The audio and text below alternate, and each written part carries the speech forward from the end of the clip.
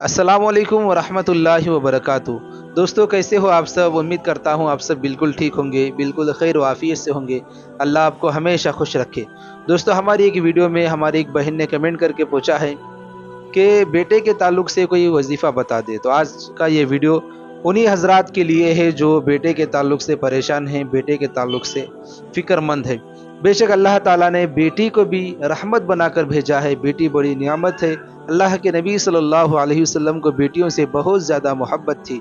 लेकिन आज के इस दौर के अंदर जहाँ पर डिलीवरियाँ आसान नहीं होती, नॉर्मल नहीं होती, सीज़र होता है। ख़ास करके उन लोगों के यहाँ जब 1 से 2 बेटी हो जाती है तो काफ़ी फ़िक्रमंद होते हैं। क्योंकि अक्सर ये देखा जाता है कि 3 डिलीवरियों के बाद जिनका सीज़र है उनका ऑपरेशन किया जाता है। इस वजह से वो हज़रात व ख़वातीन बहुत ज़्यादा परेशान हो जाते हैं कि आखिर हमें किस तरह से अल्लाह ताला बेटे की नेमत से नवाजे। तो आज की हमारी ये वीडियो इसी टॉपिक पर है। जिन हज़रात को भी इस ताल्लुक़ से कोई मसला है तो इस वीडियो को ज़रूर देखें। इंशाअल्लाह ताला ये वीडियो देखने के बाद आपको अल्लाह रब्बुल इज़्ज़त यकीनन बेटे की दौलत से नवाजेगा। तो इस वीडियो को ज़्यादा से ज़्यादा शेयर करें। तो चलिए चलते हैं फिर अमल की तरफ।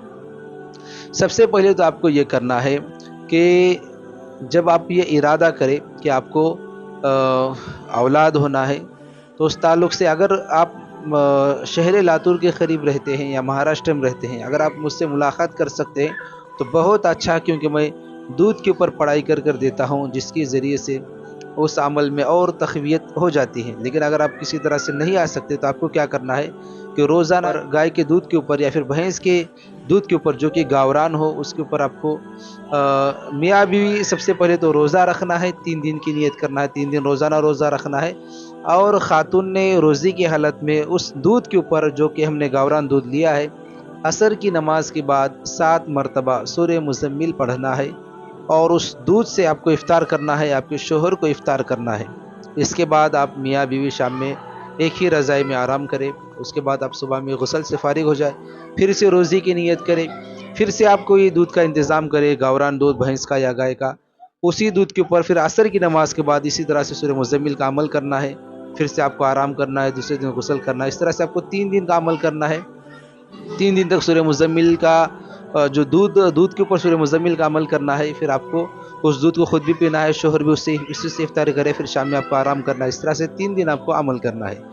इसके बाद इंशाअल्लाह ताला अगर आपकी इसी महीने में अगर आपका हमल ठहर जाता है तो आपको बेटा हो जाएगा।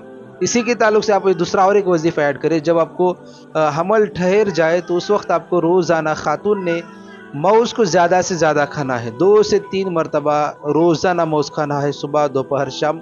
और हर एक मौज़ के ऊपर या वली जो 11 दफ़ा पढ़कर फूंक मारना है, फिर उस मौज़ को खाना है। इसी तरह से आपको रोज़ाना 3-4 महीने कंटिन्यू मौज़ खाना है। फिर तीसरा अमल ये है कि आपको रोज़ाना हमल ठहरने के बाद या मतीनू 141 मरतबा पढ़ना है और पानी के ऊपर फूंक मारनी है और उस पानी को पीना है खातून ने। और मियाँ बीवी ने हमल ठहरने के बाद रोज़ाना हर नमाज के बाद रब्बी हबली मिनस सालिहीन, रब्बी हबली मिनस सालिहीन, इस आयत को, इस दुआ को आपको रोज़ाना हर नमाज के बाद 3 मरतबा पढ़ना है। मैं यहाँ पर और एक बात बताता हुआ चलो कि आपको जब भी कोई वजीफ़ा करे, वैसे तो नमाज हर वक्त फ़र्ज़ है, लेकिन ख़ास करके जब आप कोई वजीफ़ा कर रहे हैं तो उस वक्त कोई भी आपकी नमाज कज़ा न होने पाए, न छूटने पाए। कोई नमाज अगर किसी वजह से छूट जाए तो फिर दोबारा उसकी कज़ा अदा करें और फिर जाकर वजीफ़ा करें। ऐसा नहीं कि आप वजीफ़े पर वजीफ़े कर रहे हैं और आपको आपकी नमाज़ों का कुछ आता पता नहीं है, तो इससे भी आपके वजीफ़े में असर आपको नहीं दिखेगा। आपको यह अमल करना है।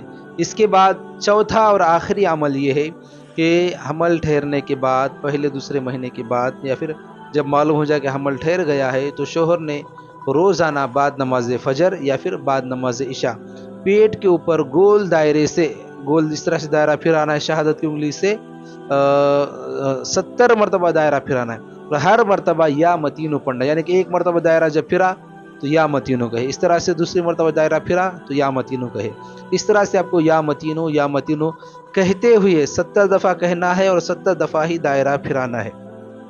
ये अमल करें, इंशाअल्लाह ताला यकीनन आपके यहाँ औलाद ही होगी और औलाद नरीना होगी, और आपको अल्लाह ताला अल्लाह रब्बुल इज़्ज़त आपको बेटे की दौलत से नवाजेगा।